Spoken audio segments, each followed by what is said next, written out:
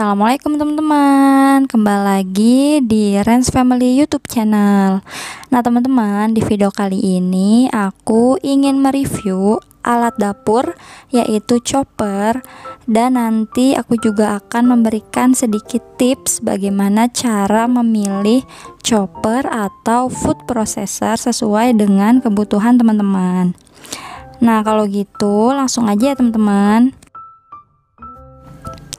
Nah, jadi di sini aku akan mereview chopper Mitoshiba CH100. Ini aku sudah pemakaian kurang lebih 1,5 tahun. Alhamdulillah masih awet, masih berfungsi sebagaimana mestinya. Nah sebenarnya dulu pas beli nggak terlalu expect gimana sih teman-teman. Yang penting bisa menghaluskan daging aja itu udah cukup banget buat aku.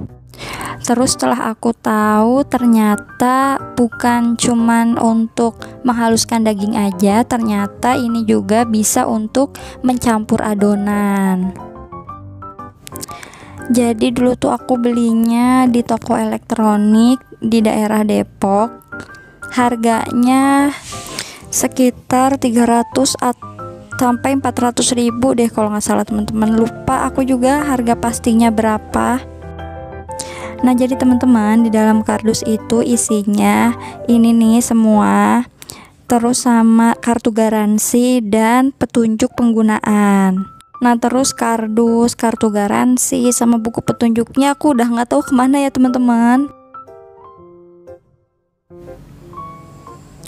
Pertama ini ada mesinnya. Nah jadi ini tinggal ditekan aja ya teman-teman atasnya. Nanti pisaunya akan menghaluskan sendiri. Nah kemudian di sini ada juga chopper yang besar, ukurannya kurang lebih 1,5 liter.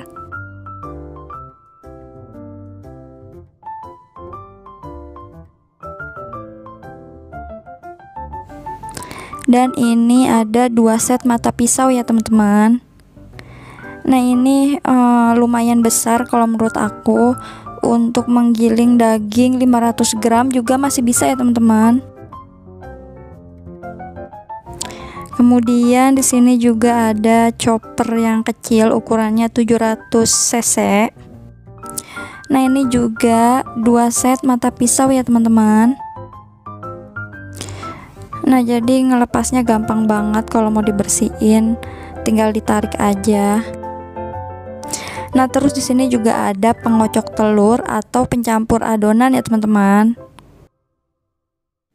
Nah ini jadi cara penggunaannya ya teman-teman. Ini gampang banget, pokoknya teman-teman tinggal masukin pisaunya, kemudian masukin bahan-bahannya, tutup, terus pasang mesinnya.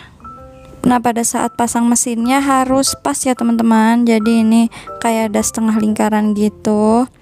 Terus ditutupnya juga ada yang setengah lingkaran. Kemudian kita masukin aja.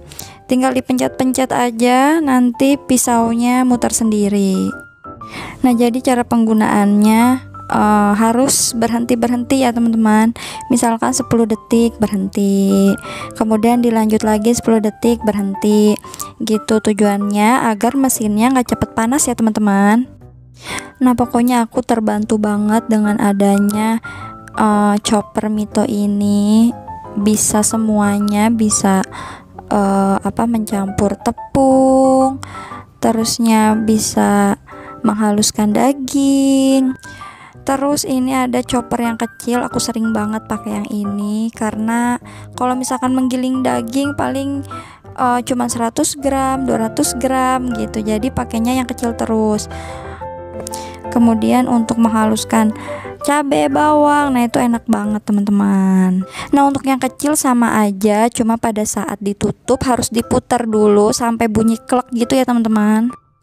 Kemudian harus dipasin juga dan baru dipasang, baru deh kita gunain. Nah pokoknya gampang banget cara gunainnya, tanpa capek dan tanpa ribet juga ya teman-teman. Nah untuk tips memilih chopper, ini menurut aku ya teman-teman, Jadi sebelum teman-teman beli peralatan dapur apapun itu, jadi yang pertama teman-teman perhatiin adalah kebutuhan teman-teman. Nah, jangan sekali-kali teman-teman beli barang yang cuma ikutin tren atau ikut-ikutan. Nah, itu kan gak sesuai sama kebutuhan teman-teman ya. Jadi belilah barang sesuai kebutuhan.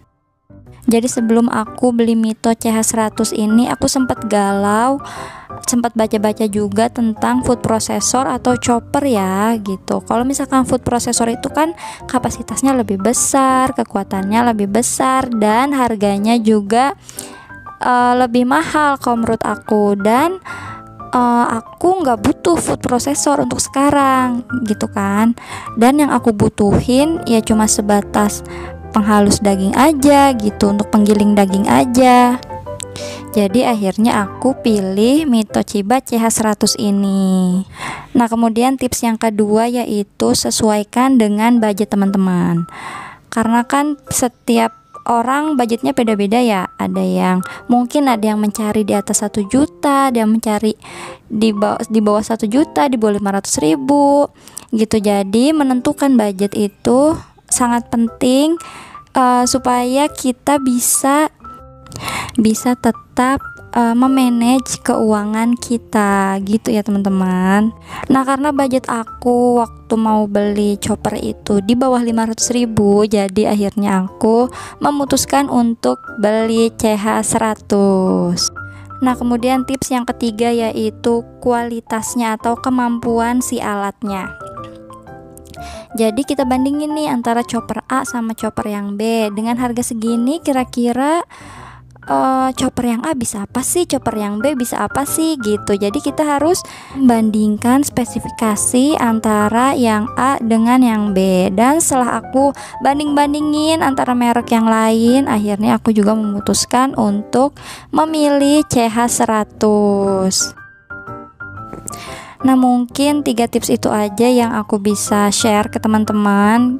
Buat kalau misalnya teman-teman masih galau mau pilih chopper yang mana, ya mungkin bisa dipertimbangkan dengan 3 cara itu.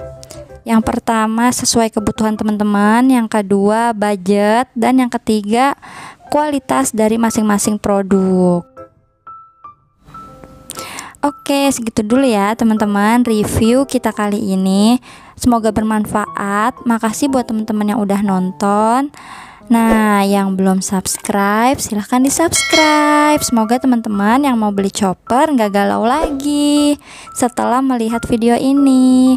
Terima kasih, sampai ketemu di video selanjutnya. Wassalamualaikum warahmatullahi wabarakatuh.